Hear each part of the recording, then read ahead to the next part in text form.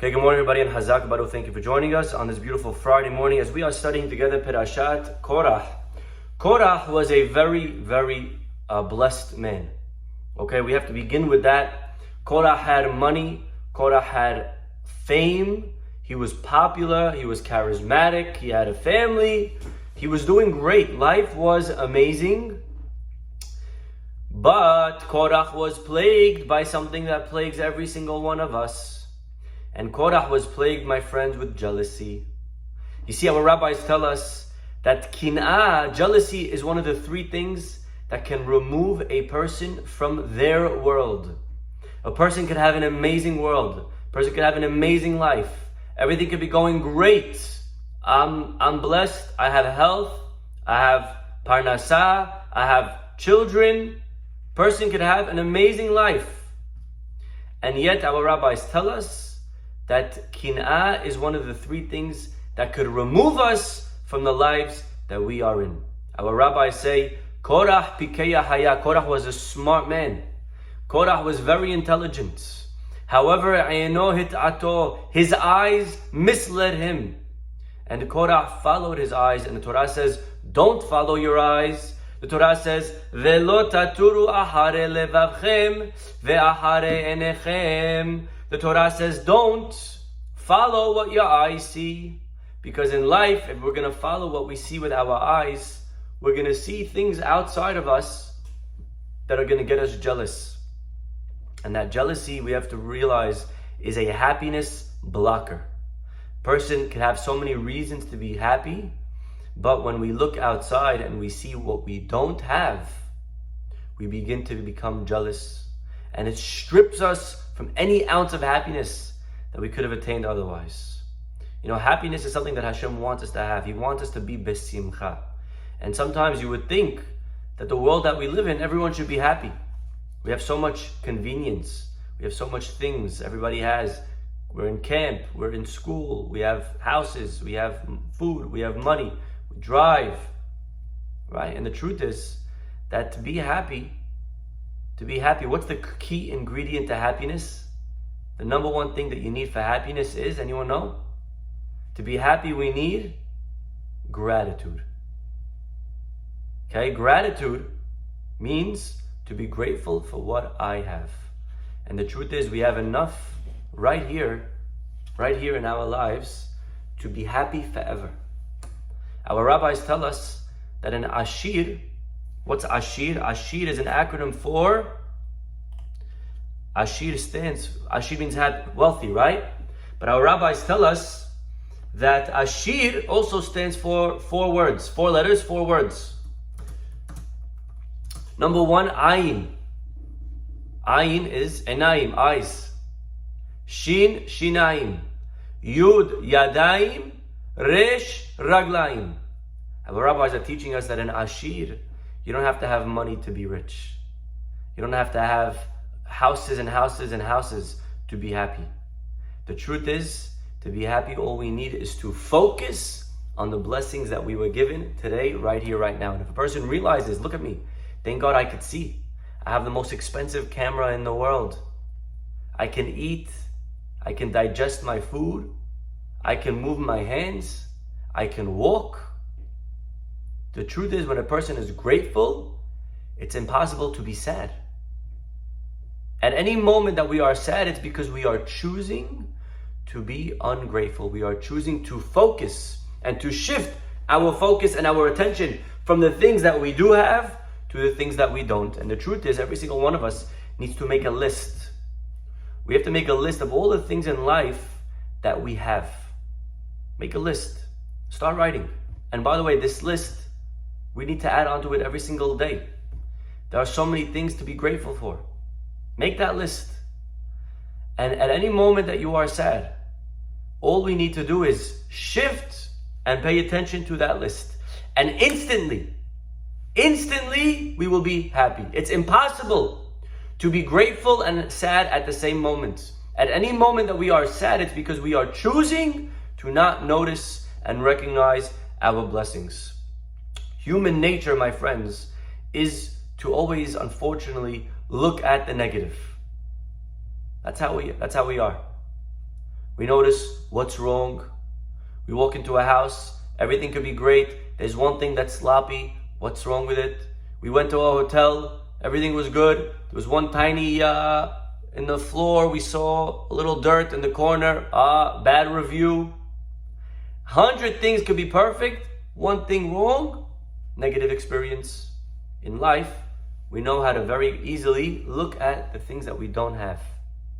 You know, there was once a professor, and I apologize if I said this before. There was once a professor that he comes into class one day and he hands out a piece of paper, and on the piece of paper is a black dot in the middle. That's it, just a black dot. And the professor says to the students, I want you to write an essay on what you see. Well, all the kids start pulling out paper and pen, and they start writing essay, creative, getting, creative paragraphs. What do they see? What does the black dot represent? Loneliness, alone, right? This and that. And then the professor, after 10 minutes, collects all the pieces of paper, and he quickly glances through all of them, and he says, it's the craziest thing.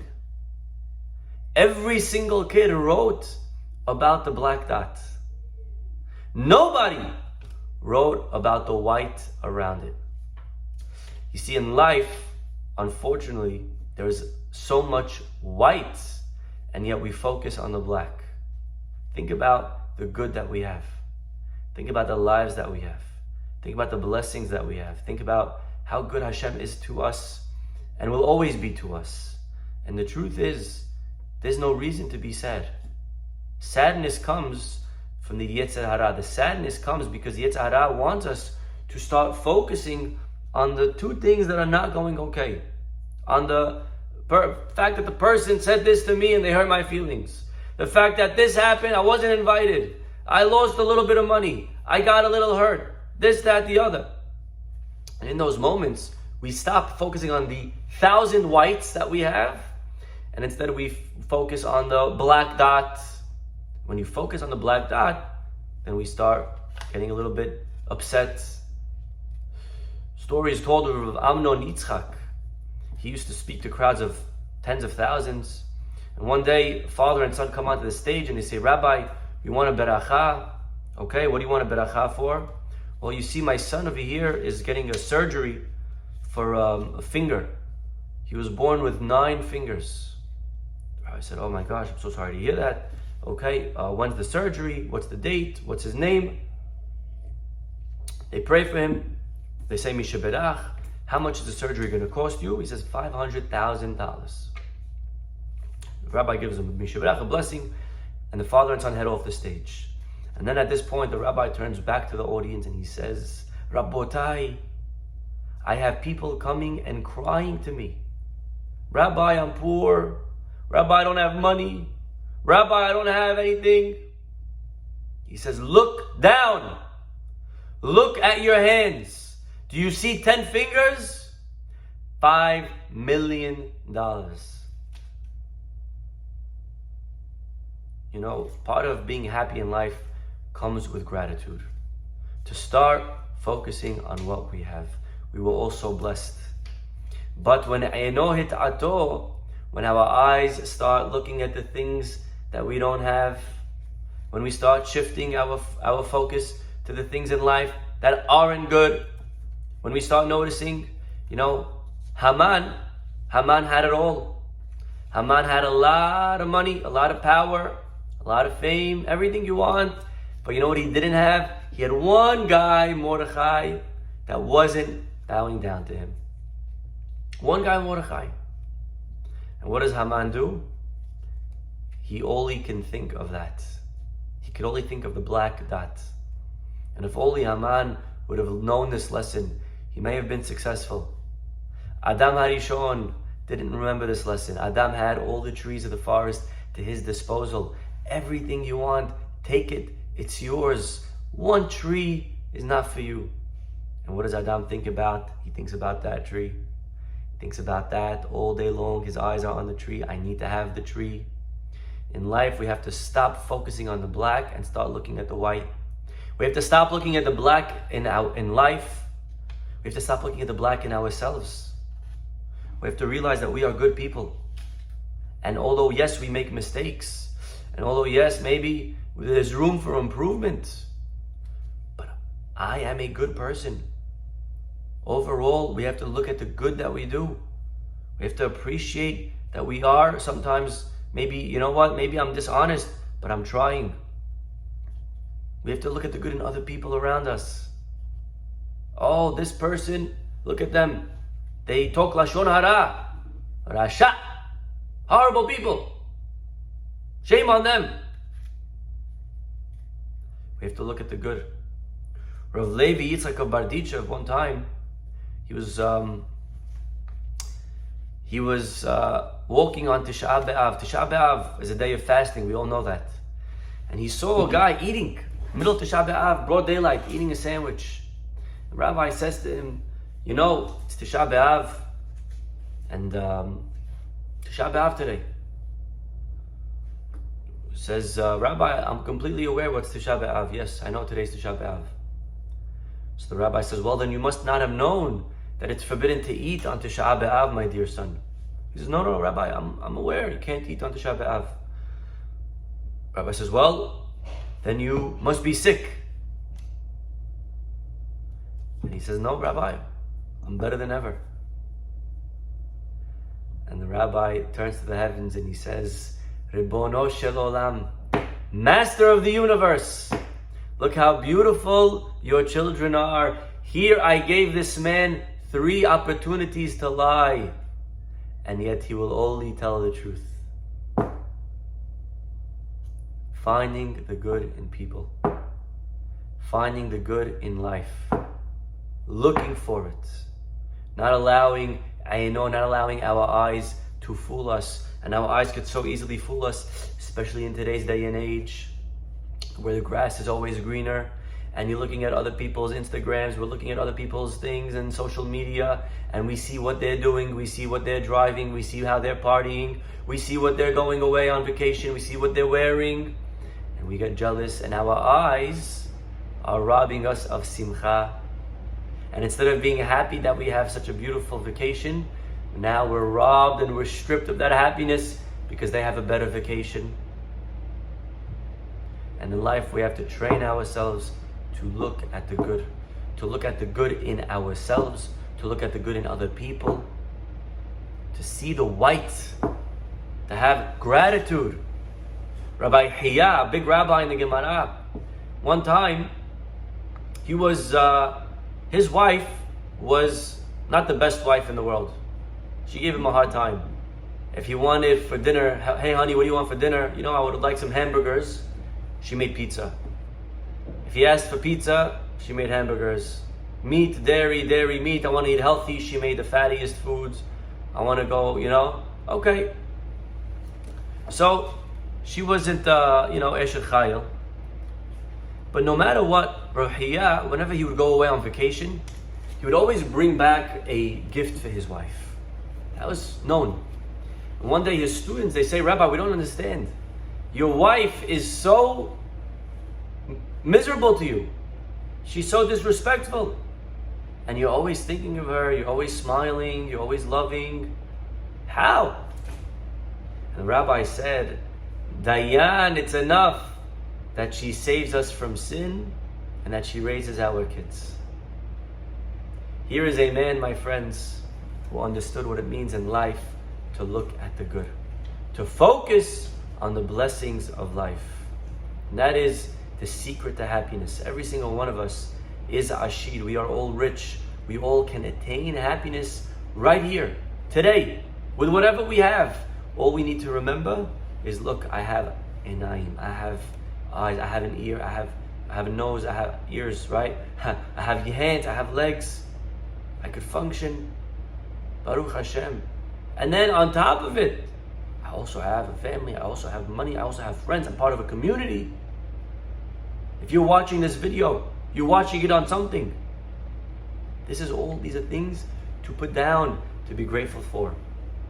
Don't let the Yetzer Hara, my friends, rob you from the simcha of life. A student once came to the Rabbi, and he said, Rabbi, life is hard. I want to learn how to be happy. I want to learn how to bless and thank Hashem for the bad in my life? How do I do it? The rabbi said, well, if that's the case, you need to go to Rav Zusha. Rav Zusha, he has a hard life. He'll show you how to bless Hashem. He's always singing. Go to him. So the student went to the Rav Zusha's door. He knocked on the door, and Rav Zusha opened up. He says, yes, I can help you. He says, are you the Rav Zusha of Anapol? He says, yes. He says, listen, I was told by my Rabbi to come see you. I'm having a hard time in life. And I asked my rabbi, what can I do to have a little bit of happiness, to thank Hashem for the difficulties that I have? He said, I should come watch you and see how you do it, and I'll learn from you. And Rav Zusha was so curious. And he pauses and he says, well, I think you have the wrong guy. He says, no. My rabbi told me, Rav Zusha, I know who he told me. He told me, he said, come to you, and I'll learn from you how to be grateful and happy and bless Hashem even for the sad. He said, you have the wrong guy. I'm not your guy. He says, what do you mean you're not my guy? You're the guy. He says, it's impossible. He wouldn't send you to me. There's nothing bad in my life. I have the best life possible. And this is a man that had a beat up house, destroyed shack, nothing going, body, no clothing, nothing. And his attitude was, I have nothing missing. This is what it means when we focus. Rabotai, if you won the lottery today, imagine you won, okay? Everyone's smiling all of a sudden. Okay, imagine you won the lottery and you won $100 million. And all of a sudden, boom! Guy dents your car. Would you get angry? What do I care? I just won a lottery.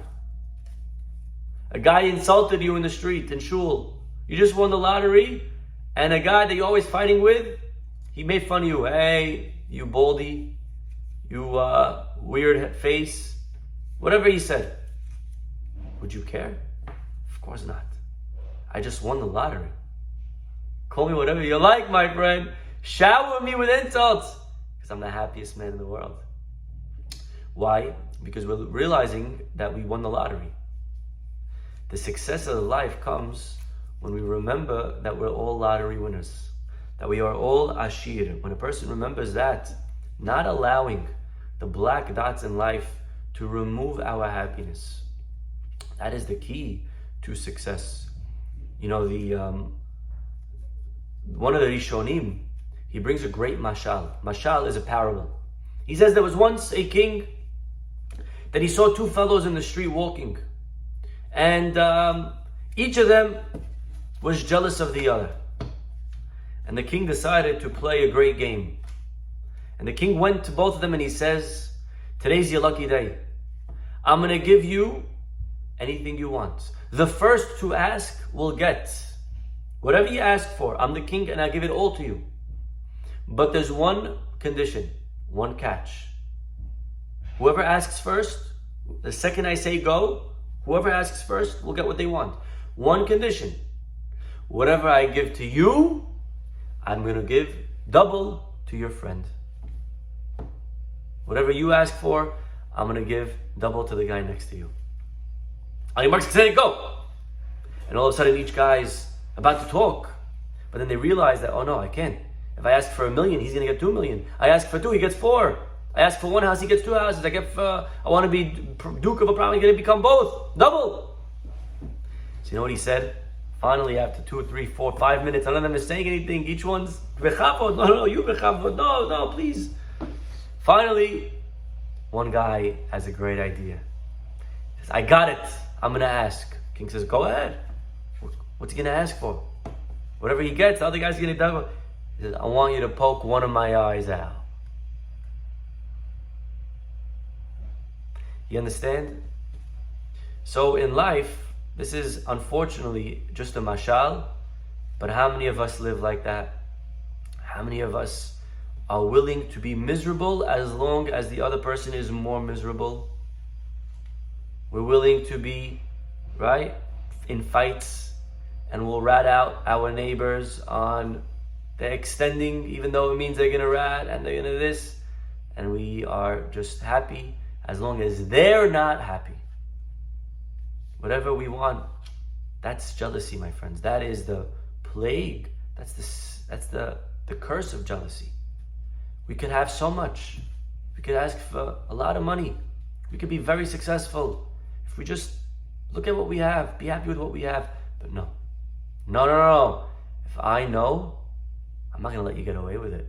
How many times a couple, there's going to be a divorce. Okay, divorce happens. But now it becomes about making sure I'll go down. I'll burn every dollar on a lawyer just to make sure you don't get what you need to get. I'll lose it all as long as you lose it all. I'm willing to lose half an eye as long as you lose a full one. This is something that we all struggle with. Of course, my friends, the key, and we'll end with this, the key to happiness is again to remember gratitude, to remember that we are blessed, to appreciate the blessings of life, and to remember that so long that I'm able to focus on what I do have, to focus on the white, to focus on the blessings, we will be happy. Korah had a lot. And if he would have just stayed, and we read the story of Korah and we laugh at the guy, what a fool, what a clown. And we forget that, you know what, sometimes we make those mistakes. Sometimes we allow our eyes to trick us and to look outside. And instead of being happy, we're robbed from that happiness. And we always be zocheh, to be sameach bechelko, to be happy with our lot, and always be truly rich. We'll stop over here. Have a Shabbat Shalom, God willing. We'll see you all next week. Bye-bye.